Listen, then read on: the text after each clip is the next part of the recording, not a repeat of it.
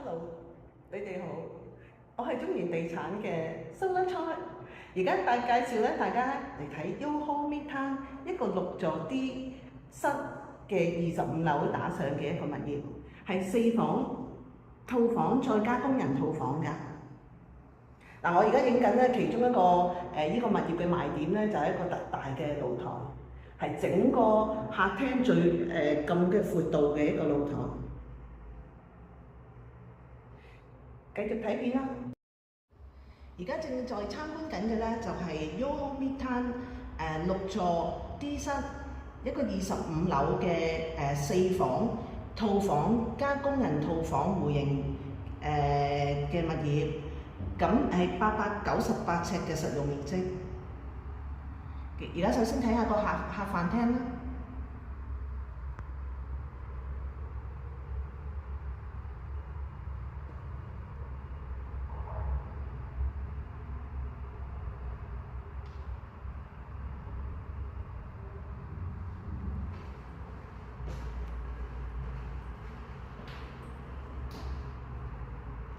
咁客廳咧就有一個好大嘅露台啦，因為898尺咧屬於係一個4房戶型，就比較罕有啲嘅喺 YOHO Midtown，甚至乎喺同區都係4房嘅伙數咧都唔係太多嘅。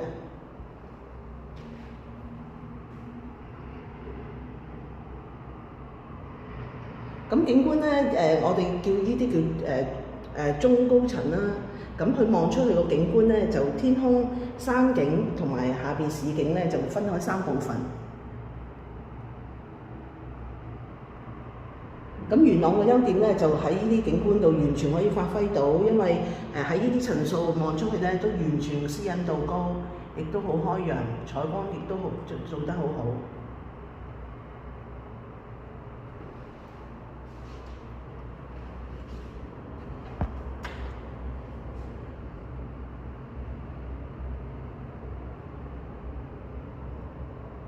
即係如果講山景風水山景咧，我覺得喺元朗嘅風水山咧，風水山嘅型咧就比較多嘅。咁好，我哋而家再睇一睇個客飯廳先。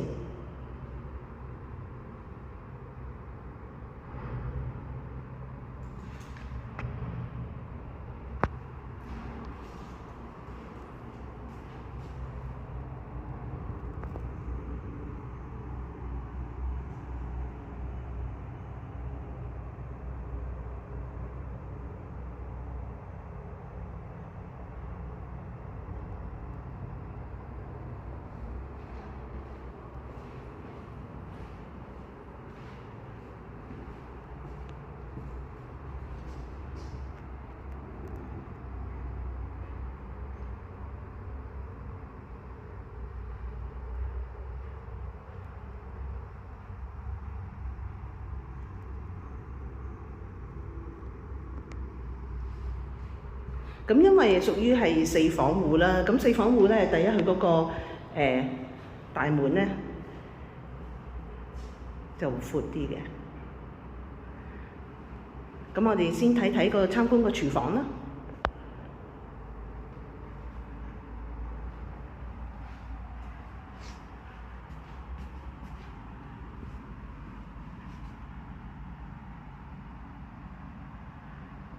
咁廚房咧就係兩邊煮餸嘅工作台面。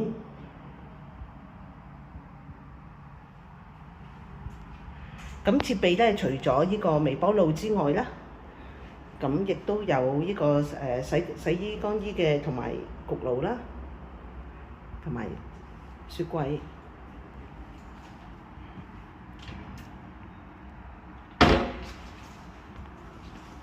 咁工人房咧就喺個廚房裏邊嘅。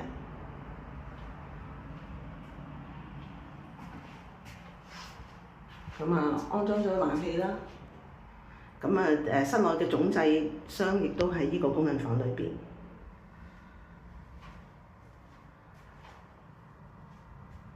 咁呢個係工人嘅洗手間啦。咁即係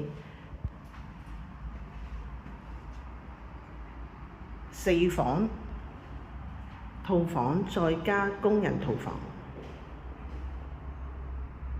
好啊，而家我哋入去房區睇一睇啦。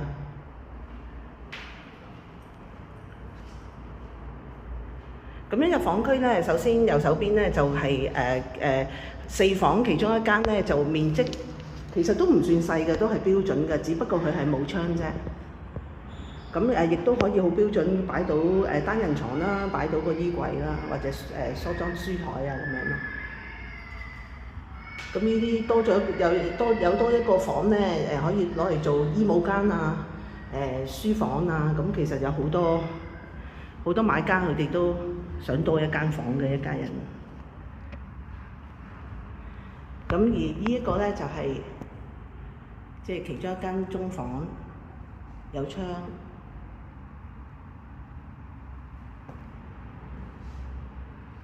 咁啊，面積都好標準嘅。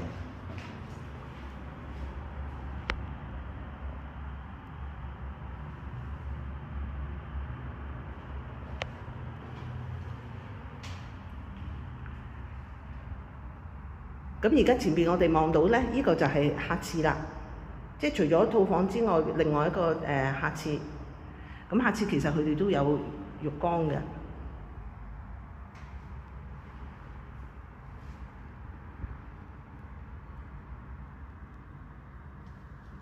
好，我哋而家睇埋另外一間中房先，即係標準中房啦。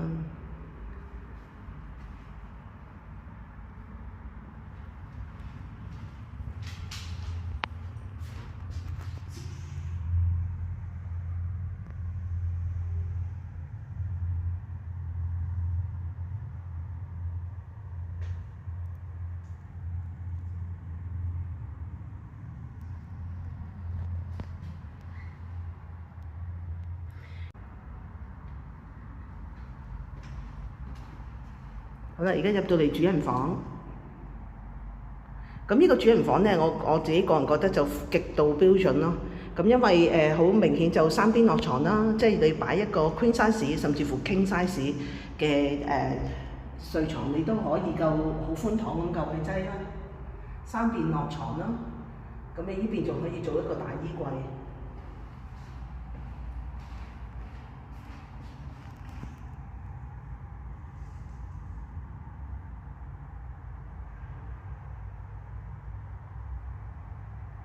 咁我而家拍嘅咧，用翻1嗰個距離咧去拍攝嘅，就冇攞遠或者攞近咗個鏡頭。咁啊，盡量希望可以表露翻個實際個物業嘅現狀俾大家睇下。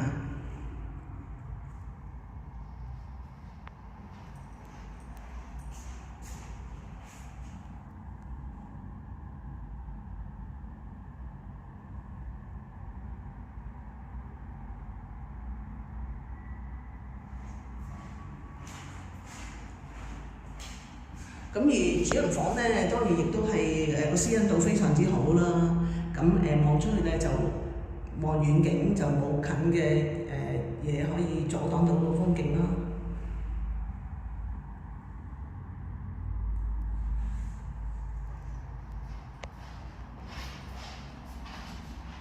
而家睇睇個景觀。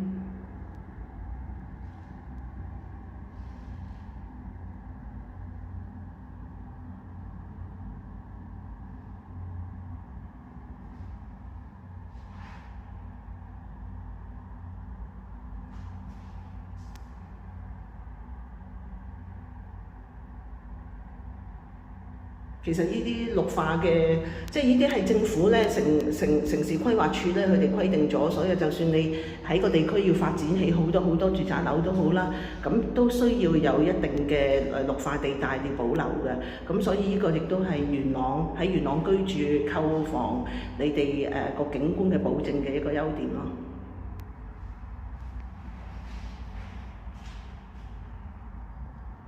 咁好啦，而家入去套廁度睇下先。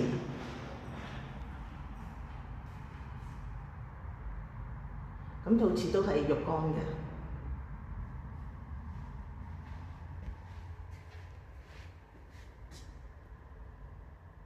咁設備應該都係發展商嘅交樓標準，但係個保養都 OK 啊。最讚歎其實時間咧，亦都係可以證明到咧邊一個發展商佢哋嘅建築比較妥當啊，比較耐用啊。咁新鴻基咧可以係經過起碼20年嘅建設時間見證咧，佢哋好多樓盤雖然可能都有10幾20年樓啦，咁但係同而家現今嘅新樓咧都可以媲美㗎。咁因為佢哋個保養啊，即係個物料啊，經過10幾20年，佢哋都係好堅固嘅。咁亦都 expect 係一路好耐都會好堅固啦。咁所以點解買新鴻基嘅物業啦，新地發展嘅物業咧就物有所值嘅意思。而家睇多次個客飯廳啦。